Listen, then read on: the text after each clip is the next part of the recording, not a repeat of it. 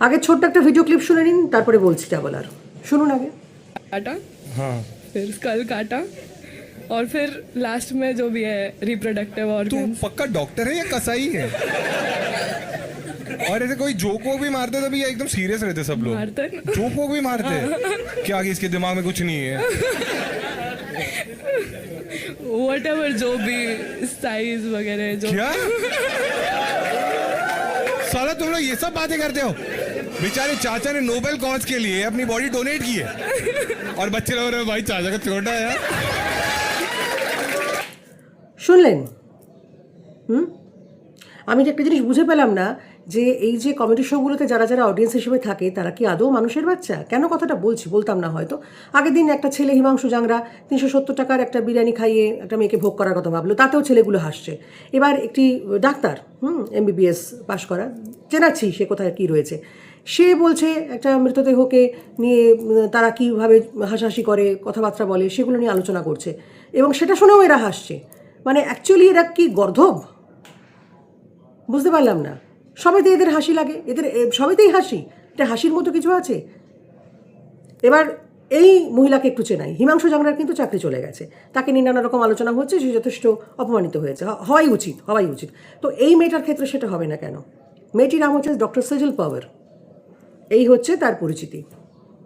দেখতে পাচ্ছেন মুম্বাইতে একটি হসপিটালে রয়েছে।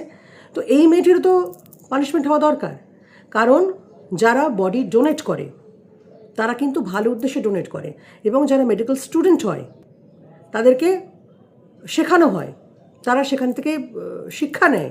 তো তাদের উদ্দেশ্যে এইরকম বক্তব্য রীতিমতো অসম্মানজনক ব্যাপার। তো আর কোনো সুস্থ ডাক্তার বা ডাক্তারের স্টুডেন্ট এই কথাগুলো বলবে না। এখন আমি জানি না এটা কোনো বছরের ওই পেপার লিকের রেজাল্টে কিনা মেয়েটা ঢুকে পড়েছে হট করে, সেটা নিয়েও আলোচনা চলছে। যে একজন ডাক্তার হয়ে এই ধরনের কথাবার্তা সে কী করে বলতে পারে? তার একবারও বাঁধলো না, রুচিতে বাঁধলো না। আর কোথায় বসে আলোচনা করছে? কি আলোচনা করছে? এটা কি আলোচ্য বিষয় কোনো? মানে সবেতেই হাসি। যার তো এইটুকু বোধ নেই যে কোথায় কোন কথা বলতে হবে, তার তো কোনো যোগ্যতাই নেই। এর কাছে তো পেশেন্ট সেফই নয়, কোনো পেশেন্টই তো এর কাছে সেফ নয়। লজ্জা।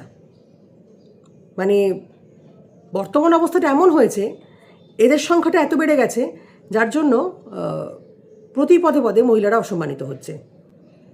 ওই ছাপড়ি কোয়ালিটির, এ হচ্ছে ছাপড়ি কোয়ালিটির। হ্যাঁ, তো বাবার পয়সা থাকতে পারে, কিন্তু আলটিমেটলি কোনো কাজে লাগেনি। কোথায় কি বলতে হবে সেই বোধটাই তো নেই। লজ্জা। এরও কিছু শাস্তি হওয়াটা দরকার। এখন দেখা যাক সোশ্যাল মিডিয়াতে এটা নিয়ে চূড়ান্ত আলোচনা চলছে, যেরকম আমি বললাম সেরকম প্রচুর কন্টেন্ট ক্রিয়েটার যারা আরও রয়েছে, হ্যাঁ বেশ কিছু ডাক্তাররা রয়েছে, তারাও বলছে এগুলো ভীষণ রকম অন্যায়, অসম্মানজনক কথাবার্তা, শাস্তি হওয়াটা দরকার। তার এখন দেখা যাক তার কী রেজাল্ট হয়। যখন রেজাল্ট হবে তো বোঝা যাবে। উদ্দেশ্য একটাই, ছেলে বা মেয়েকে এমনভাবে মানুষ করুন যাতে সে অন্যকেও সম্মান দিতে পারে, নিজের যেন সম্মানটা রক্ষা করতে পারে। তা না হলে এই ধরনের যদি মেয়ে বা ছেলে হয় তাহলে দুঃখ কপালে নাচছে গার্জিয়ানের। তারা সমাজের লজ্জা। সন্তানকে অন্তত আর যাই হোক সমাজের লজ্জা বানাবেন না।